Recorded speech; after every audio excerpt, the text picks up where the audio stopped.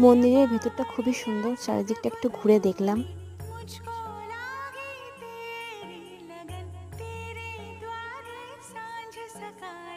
অবশেষে ভোগ খাওয়ার পালা। সত্যি ভোগের স্বাদ অপূর্ব হয়। এই স্বাদের সঙ্গে কোনো কিছু তুলনা করা যায় না। ভোগ খেয়ে মনটা ভরে গেল।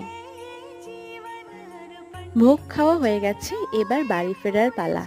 দুজনে মিলে গুটি গুটি পায়ে বাড়ির দিকে রওনা দিলাম।